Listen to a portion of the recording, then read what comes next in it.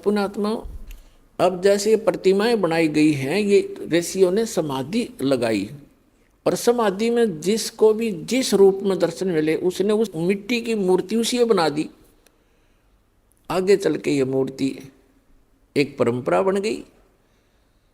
तो इन्होंने ब्रह्मा विष्णु महेश की मूर्तियां बनाई, इन्हीं के दर्शन हुए इनको, किसी को ब्रह्मा के रूप में दर्शन दे दिए। इस प्रकार ये सबको विचलित करके रखता है। तो कहने का भाव ये है, इन ऋषियों ने परमात्मा के दर्शन नहीं हुए, फिर भी ये घुमा फिरा कर ये कहते हैं कि वेदों में परमात्मा तो निराकार लिखा है, ये जो दिखाई देता है ये परमात्मा नहीं हो सकता। एक तरफ श्री विष्णु जी को कंप्लीट गॉड भी मानते हैं, फिर बुद्धि विचलित होने से कोई इनको कहता है कि नहीं भगवान तो दिखाई थोड़ा ही देता, वो तो निराकार है, प्रकाश ही प्रकाश है, सहस्रार कमल में जाकर देखो वो तो प्रकाश ही प्रकाश दिखाई देता है, 1000 ज्योतियां दिखती हैं। तो फिर ये वहाँ डगमग हो गए सचमुच, ये निष्कर्ष निकाल ही नहीं सके, क्योंकि इनकी साधना व्यर्थ थी, इनकम्प्लीट स्पिरिचुअल नॉलेज था।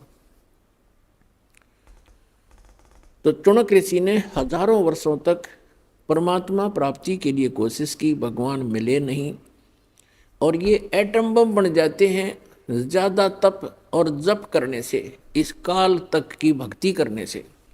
और यही कारण है कि काल फिर इनका दुरुपयोग करता है, रिमोट उसके हाथ में होता है इनका सबका।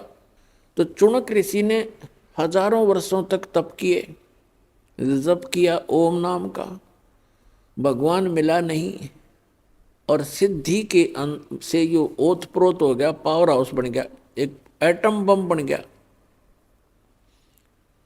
एक मानधाता नाम के चक्रवर्ती राजा थे, यानी पूरी पृथ्वी के शासक थे, और वो 1 वर्ष में 2 वर्ष में 10 वर्ष में जैसा भी वो उचित समझते थे, पूरी पृथ्वी पर निरीक्षण किया करते थे। चक्रवर्ती राजा करता था कि किसी अन्य भूभाग के भूपति को, यानी छोटे राजा को, मेरी पराधीनता अस्वीकार तो नहीं होगी है। तो उसके लिए वो क्या करते थे, एक राजा का पर्सनल हॉर्स होता था, अपना घोड़ा निजी, उसके गले में एक पंपलेट लगा दिया करते थे। उसके साथ सैकड़ों हजारों की संख्या में सैनिक चल पड़ते थे। राजा का घोड़ा प्रत्येक छोटे राजाओं के राज्य में से गुजरता जाता था।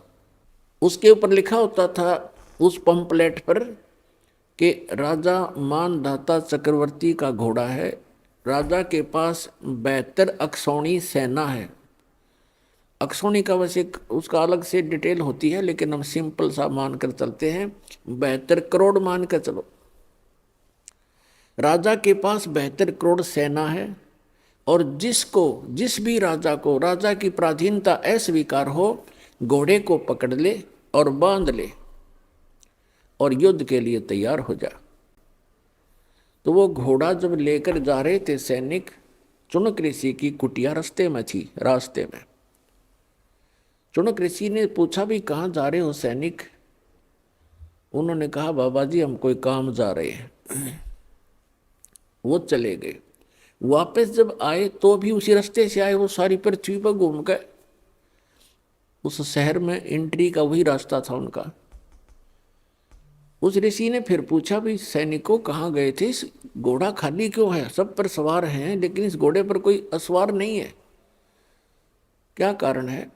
तब उन्होंने बताया कि ऋषि जी ऐसे ऐसे मानधाता चक्रवर्ती राजा का घोड़ा है और इसके ऊपर कोई बैठ नहीं सकता, इसके गले में लिखा है ऐसे ऐसे,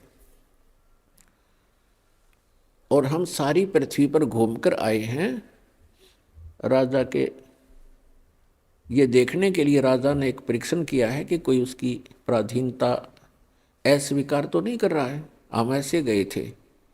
तो उस ऋषि ने देखो रिमोट काल के हाथ में बम बना लिया, पहले तो गलत साधना करवा के चुनक ऋषि से, रिमोट उसके हाथ में। अब ये मन कौन है? ये मन एलिमेंट है, उस काल का एक अंश है, आत्मा उस दयाल की अंश है।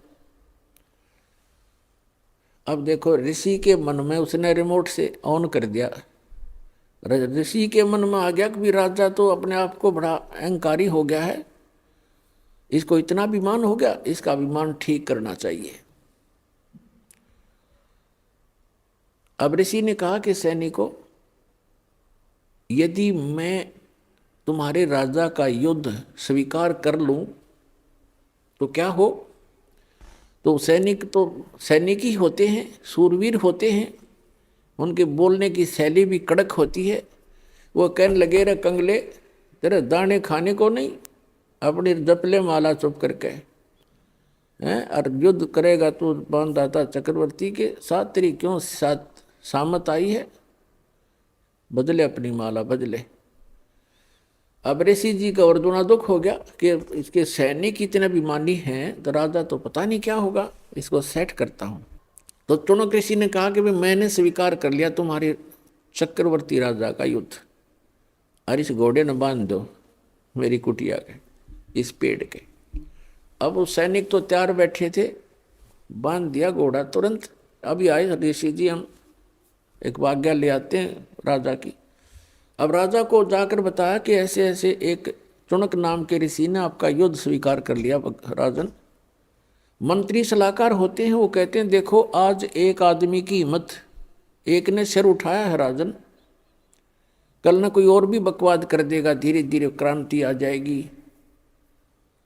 और कहते हैं बुराई को शुरुआत में ही नष्ट कर देना चाहिए। तो राजा ने कहा ठीक है जाओ।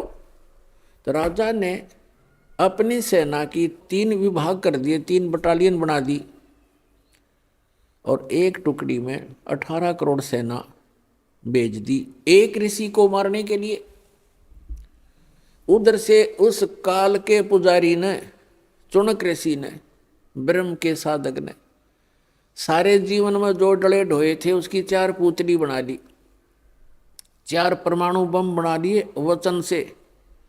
पुणात्माओं, जो आध्यात्मिक मार्ग है, जो साधना ऋषि करते हैं, ये भगवान से ही कुछ पावर कलेक्ट कर लेते हैं। और वो तो समर्थ है जिसके वचन से सारे ब्रह्मांड चल रहे, सब जीव बन गए, सब पशु पक्षी बन गए, बन रहे हैं, उसी तरह क्रिया कर रहे हैं।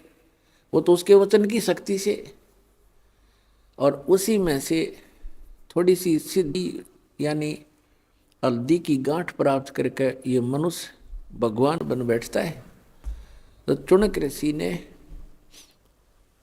उस सारे जीवन में जो डले डोए थे, जो कंकर पत्थर इकट्ठे करे थे सिद्धियों के, उसकी 4 पुतली बना दी, 4 एटम बम बना दिए, परमाणु बम। एक पुतली छोड़ दी, उसके इतने टुकड़े हो गए एक पुतली के, और उस 18 करोड़ सेना का सेकंडों मिनटों के हिसाब में नाश कर दिया, कत्लेआम कर डाला। राजा ने दूसरी टुकड़ी भेज दी, ऋषि ने अपना दूसरा परमाणु छोड़ दिया, 72 करोड़ सेना का नाश कर दिया उस काल के पुजारी ने। अब गीता अध्याय नंबर 7 के श्लोक नंबर 18 में गीता ज्ञानदाता कहता है, ये ज्ञानी आत्मा है तो उदार अच्छी आत्मा है, चले थे भगवान पाने के लिए, लेकिन ये मेरे वाली अनुतम अटल अटल अनुतम, यानी मेरे वाली ही अनुतमाम अति घटिया गति में स्थित रहे। अब देखो, चुनक ऋषि ने 72 करोड़ सेना का नाश कर दिया। पुण्यात्माओं, चाहे कोई तीर तो मार दे, कोई तलवार से काट दे, कोई गोली लाठी तो मार दे, पत्थर तो मार दे, उसको उतना ही पाप लगता है। और चाहे कोई वचन से मार दे, उसका वो हथियार है तो वो उतना ही अपराधी है जितना कि गोली से मारने वाला होता है। अब पूरी पृथ्वी पर चुनक ऋषि की महिमा होगी, लेकिन उस कमबख्त ने ये नहीं पता था, न तो अपने भविष्य में बबुल बिजली। अब यहां परमात्मा कहते हैं, 72 अक्षौणी अक्षय करी, चुनक ऋषि स्वर एक, ये दे धारे जोरा फिर ये सभी काल के वेख। ओए होए, सूक्ष्म वेद में बताया परमात्मा ने कि 72 अक्षौणी अक्षय करी, 72 अक्षौणी का नाश कर दिया उस चुनक ऋषि स्वर एक। पुण्यात्माओं, ये सूक्ष्म वेद की वाणी कोई बालकों की नहीं है, ये इतना गूढ़ रहस्य छुपाए हुए हैं अपने अंदर।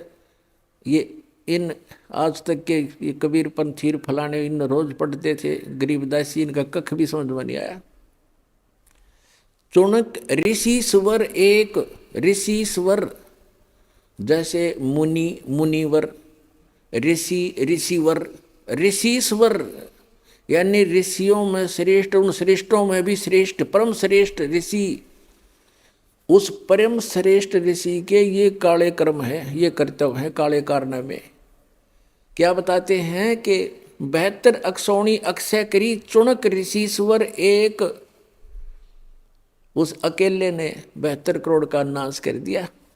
और फिर बताते हैं दे धारे जोरा फिरे, जोरा माने मौत, क्या ये चलती फिरती मौत है तुम जिनको ऋषि कहा करते थे, ये दे धारे जोरा फिरे, जोरा माने मृत्यु, ये सभी काल के भेख।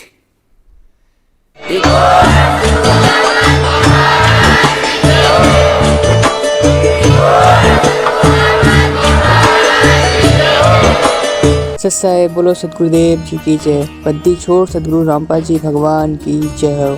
सत्साई।